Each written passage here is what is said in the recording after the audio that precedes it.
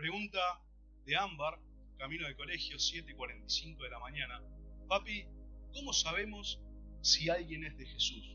Yo a esa pregunta primero le pregunté cómo para ganar tiempo y después para asegurarme que había preguntado lo que preguntó. Y me dijo que cómo sabemos si alguien es de Jesús. Y ya cuando te lo dicen pausado te hacen sentir un poco mal, pero había preguntado exactamente eso.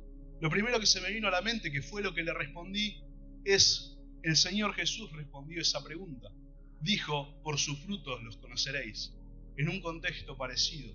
Es interesante que en la actualidad muchas congregaciones cristianas se llenan de hombres y mujeres que se creen hijos de Dios. Se autoconvencieron de que son hijos de Dios porque adoptaron cierto vocabulario, porque adoptaron cierta rutina eclesiástica, porque ya se conocen las canciones, los coros y hasta los himnos. Y como que se asocia en la actualidad el ser hijo de Dios a si alguna vez en el pasado hizo o no una oración, a si él dice que es o no hijo de Dios.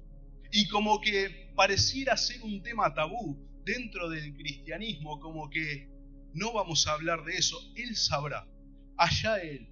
El tema que parece como un tema que no se discute, no se trata, no se habla. Y es en esos temas en los que el enemigo saca ventaja.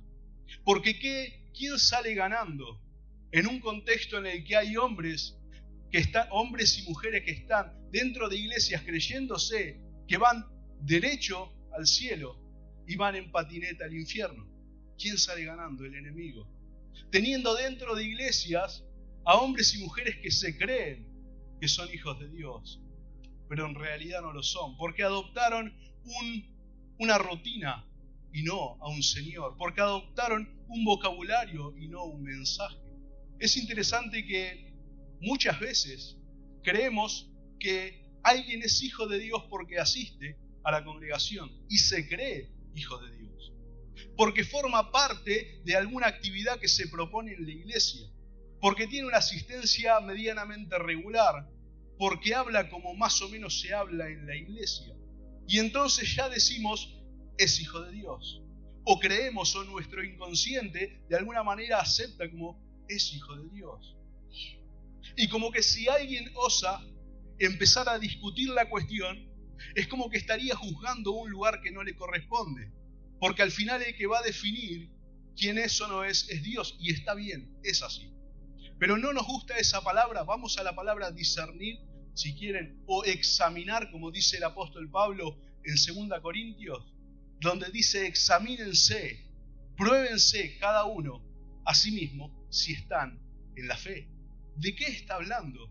Sino de la realidad, de si estamos verdaderamente en la fe o estamos viviendo engañados, creyendo que estamos, pero en realidad no.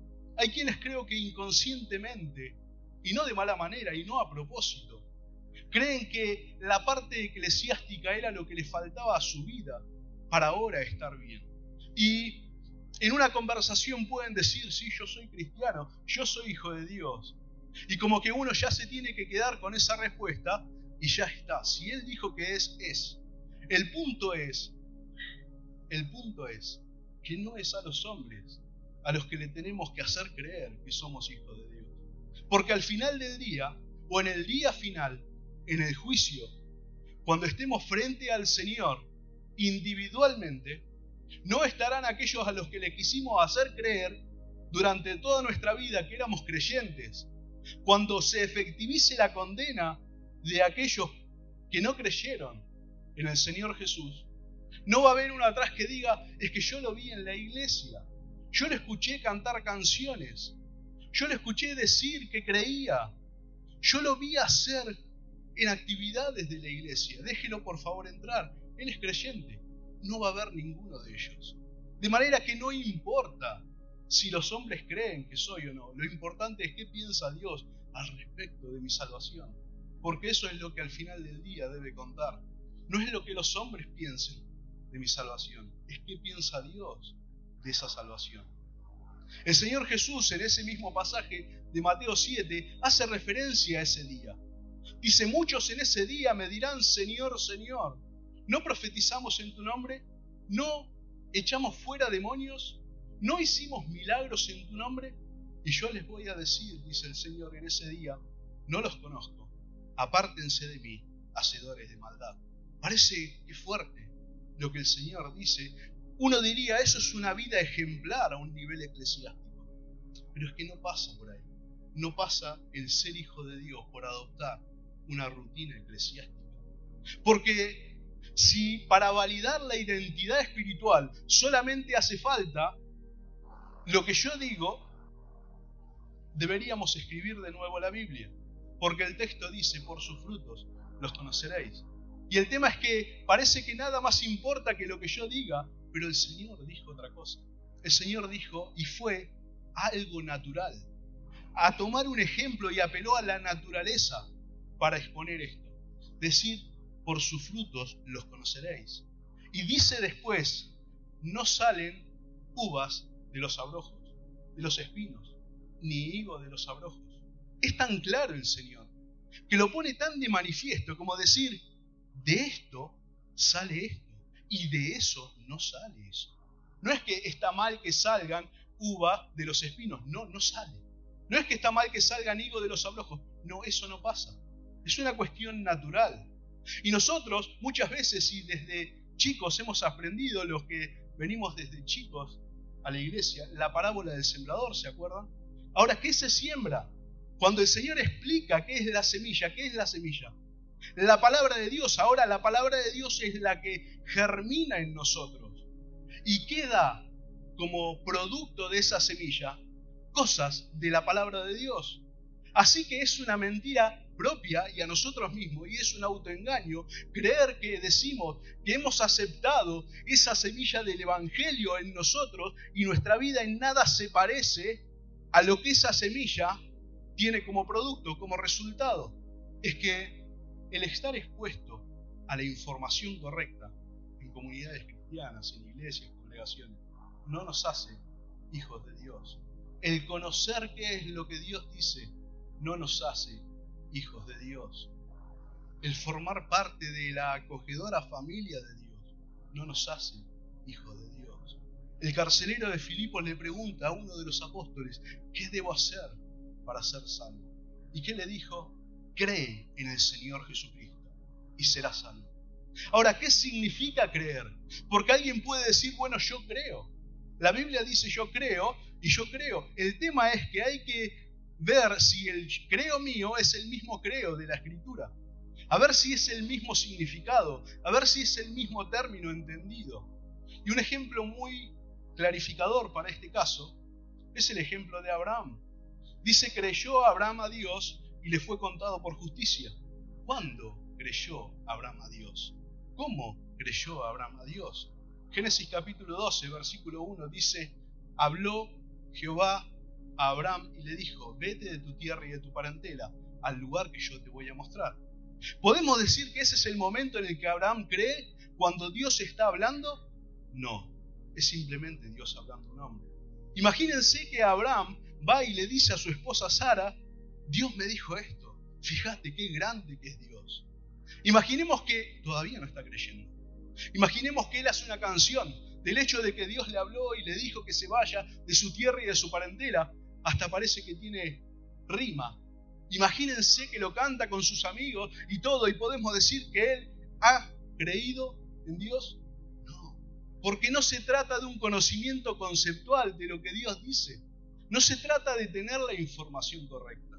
Se trata de vivir consecuentemente a esa verdad que hemos escuchado. Abraham no creía todavía, o no podemos decir que Abraham creyó hasta el momento en el que agarró, armó sus maletas y se despidió de sus familiares y vecinos. Eso es creer.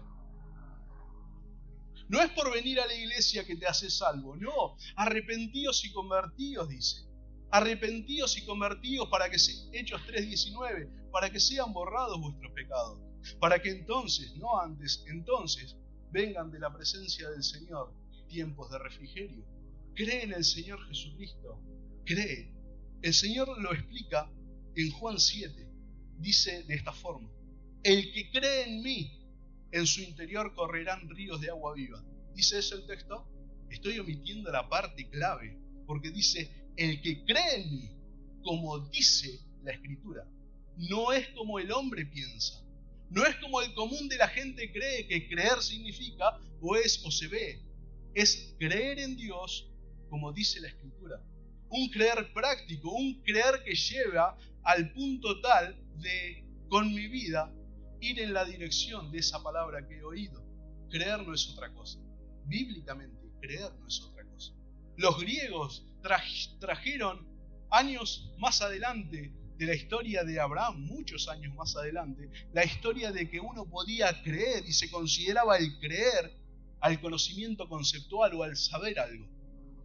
Santiago por eso derriba eso diciendo, la fe sin obras es muerta. Lo que vos decís que tenés como fe, si no hay acción no tiene ningún sentido, es vanidad, diría Salomón. Cree en el Señor Jesucristo, esa es la primera evidencia de que alguien es hijo de Dios. ¿Y por qué digo cree? Bueno, porque el texto dice cree, pero no dice que creyó, como si hubiese sido una actitud eventual hecha en el pasado. No, en la actualidad cree, en la actualidad permanece creyendo, porque eso es evidencia de que ha creído. Eso es evidencia de que ha nacido de nuevo. Eso es evidencia de que hay un nuevo hombre en mí, creado según Dios para buenas obras. Porque para eso hemos sido creados según Dios. Para eso hemos sido regenerados según Dios. Para eso hemos renacido según Dios. No para solucionar solamente la cuestión eterna de vivir una vida perdida. No, para vivir ahora conforme a Dios. Porque si decimos que hemos aceptado al Señor Jesucristo como nuestro Señor y Salvador y hemos nacido de nuevo y nuestra vida tiene las mismas aspiraciones que el hombre mundano promedio, tiene los mismos gustos, las mismas perspectivas, ¿en qué nos diferenciamos? ¿Cuál es la diferencia? Pero no es una cuestión de el juzgar por vosotros mismos, diría el apóstol. Es analizarlo desde esa óptica. ¿Cuál es la diferencia? ¿Cuál es la diferencia entre un hombre que se dice cristiano, engañado, y el hombre promedio, que viene a la iglesia, el otro, que canta, pero su vida es lo mismo? Se ríe de las mismas cosas que se ríe el del mundo, habla igual que uno del mundo, se relaciona de la misma forma, proyecta de la misma forma. ¿Cuál es la diferencia? No habla de una vida nueva, el venir a Cristo. No hemos creído eso, no hemos aceptado eso, no predicamos eso. Cree en el Señor Jesucristo, pero cree como dice la Escritura, no a tu forma, no a tu manera, no a tu opinión, no conforme a tu opinión. Ahora, cuando me planteaba el tema, digo, ¿dónde en la Escritura habla de esto? Y saben que hay una carta de punta a punta que está escrita con el único y determinado fin, con el único objetivo de tratar esto, y es 1 Juan. Habla exactamente de esto. Todo 1 Juan habla de las evidencias de si estamos o no en la fe, de si estamos, de quién es verdaderamente hijo de Dios. Y dice, y en esto sabemos que nosotros le conocemos, sí, y en esto sabemos que nosotros le conocemos, sí guardamos sus mandamientos. Como evidencia de que nosotros le conocemos es que guardemos sus mandamientos. Más adelante va a decir que sus mandamientos no son gravosos. A veces no entendemos la naturaleza de algunas cosas y de los mandamientos por sobre todas las cosas. No entendemos el por qué están. Creemos que es Dios queriendo hacerle la vida difícil al hombre y complicada y haciéndole ciertas encerronas de cosas que el hombre quiere hacer y Dios no quiere que haga. No tiene nada que ver con eso. Y como que cuando el hombre se equivoca en alguno de esos puntos está Dios allí como el policía esperando que se equivoque para castigarlo. Y como que te equivocaste y Dios en el paso siguiente te puso la traba y allá fuiste. Y a veces entramos en esa dinámica de entendimiento de creer que los mandamientos están con ese objetivo y no tienen nada que ver con eso. Son las instrucciones del Dios eterno y justo, claro que sí. Pero son más las normas de un padre en una casa que la de un policía, porque los mandamientos están allí para protegernos del mal. Los mandamientos son los puntos límites dentro de los cuales nosotros debemos estar, según Dios, para que todas las garantías de Dios y todas las promesas de Dios se efectivicen en nosotros. No hay garantías de que las promesas de Dios sean efectivizadas en sus hijos si no están dentro de sus mandamientos. No hay garantías, porque las garantías, como dice el Salmo 91, el que habita al abrigo del Altísimo morará bajo la sombra del Omnipotente. Eso mismo es parafraseado. No hay garantías de la cobertura de Dios y de que las promesas de Dios sean efectivizadas en nosotros, a menos que estemos haciendo sus mandamientos. En esto se manifiestan los hijos de Dios, 1 Juan 3:10, y los hijos del diablo, haciendo la diferencia, poniendo el contraste.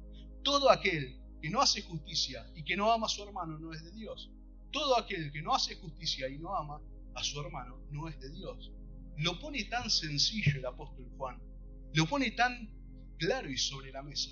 Decir, si no haces esto, si no haces justicia, no sos de Dios. ¿Por qué? Porque justo es Dios y todo el que hace justicia es nacido de Dios, proviene de Él. Es como que es la semilla, es el producto de esa semilla que ha germinado en esa persona. Y esa persona brotará de él el hacer justicia. Igual el mismo concepto es cuando dice que Él es luz y que si andamos en tinieblas no somos de Dios. ¿Por qué? Porque Él es luz y si nosotros nacimos de la luz no podemos andar en tinieblas. Uno de los dos está mintiendo y Dios no miente. Cree en el Señor Jesucristo, como dice la Escritura. Cree en el Señor Jesucristo. Ahora, la segunda evidencia, y es el segundo punto, es el que es hijo de Dios, no solo cree en Él, no solo permanece creyendo en Él, sino que ama a Dios. Ama a Dios por sobre todas las cosas. ¿Y qué es amar a Dios? ¿Qué es amar a Dios? ¿Cómo manifestamos nuestro amor a Dios? Viniendo y diciéndole, Señor, yo te amo, y cantándole canciones. Bueno, podríamos decir es una forma de demostrar o manifestar nuestro afecto. Sí, el tema es que eso lo hacemos quizás durante 20, 25 minutos por semana. Quizás si tenemos una actividad, eso se extienda a 1 hora. Y el resto, los otros 6 días y 23 horas, ¿cómo manifestamos el amor a Dios? Dice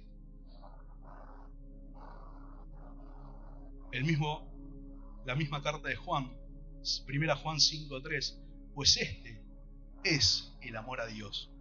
Pues este es el amor a Dios, que guardemos sus mandamientos. Pues este es el amor a Dios, que guardemos sus mandamientos. No hay forma, y Juan lo va a decir también, por cierto, puede ser como tarea para la semana de leerlo. No lleva a leerlo más de 20 minutos, toda completa la carta. Una y otra vez. Si querés podés sacarle capítulos, versículos, subtítulos, separarlos en párrafos, hacer esa linda tarea y leerlo como lo escribió originalmente Juan. Y vas a ver el sentido real de la carta, sin ningún tipo de distracción. Y ver que todo el tiempo está buscando afirmar a los que creen en el Señor. Y darte entendimiento de por qué puede ser que otro no esté creyendo. Pero dice, este es el amor a Dios. No hay otro. No te mientas, no te engañes, no creas que porque llorás y te emocionás en su presencia es amar a Dios. No, si no estás haciendo y cumpliendo y yendo detrás de lo que Él te ha dicho, no estás amando a Dios. Bueno, pero a mí me parece que fue un día malo. Puede ser que sea un día malo, pero no estás tratando el punto puntual de los mandamientos, de los 10 mandamientos, que también está allí. Habla de todo mandato de Dios. Los mandamientos, por supuesto que sí, pero tiene que ver con aceptar y asimilar toda palabra de Dios. No está hablando de solamente aquello que puede frenar el pecado, sino está hablando también de asimilar en nosotros mismos las promesas de Dios, de saber y esperar en Él, porque Él va a hacer su obra si nosotros estamos haciendo sus mandamientos. Independientemente de si tengas ganas o no tengas ganas de hacer lo que Dios dice. Independientemente de eso, No he encontrado a nadie que diga hoy tengo unas ganas de vivir en santidad perfecta y de confianza perfecta en Dios y depositar toda mi ansiedad sobre Él. No, y la Biblia sabe eso. Pero aún así estamos llamados a ir detrás de eso y hacerlo así. ¿Para qué? Para que nuestro carácter, nuestra personalidad sea formada a la imagen del Señor Jesús. No solamente aceptar los mandamientos, no, se trata de aceptar las promesas de Dios y de vivir las promesas de Dios y del esperar en Dios y del confiar en Dios a pesar de. A veces tenemos una visión tan limitada de la Escritura. Saben que una de las déficits que hay en la cristiandad en la actualidad es que ya no leen la Escritura porque creen que no es tan necesario. Es más importante hacer y tener otros tipos de actividades y no leer la Escritura, porque ya sé lo que Dios dijo, nada más lejos de la realidad. Decía Andy el domingo pasado, los grandes hombres de Dios tenían claramente ese concepto del CCDSP, el conciencia constante de su presencia. Ellos sabían exactamente siempre eso, y ellos amaban a Dios por sobre todas las cosas. Por sobre sus pretensiones, por sobre sus sentimientos, por sobre sus aspiraciones, por sobre todas las cosas, sin importar nada. Era el común denominador de los grandes hombres de Dios. Ellos amaban a Dios. Ellos depositaban su confianza plena en Dios. Y cuando digo depositar su confianza plena en Dios, o que ellos hacían eso, es creían en Dios sin medirse en nada. Esa es la forma de amar a Dios. Yo amo de Dios todo lo que Dios dice, lo que me gusta y lo que no me gusta, lo que me hace bien y lo que no me hace bien. Yo amo de Dios todo. Eso es amar a Dios.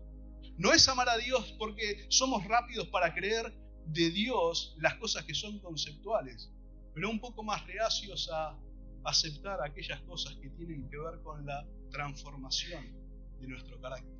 Y es en eso que el Señor quiere trabajar. Hay veces que se dice, bueno, pero es mi carácter, esa es mi forma de ser.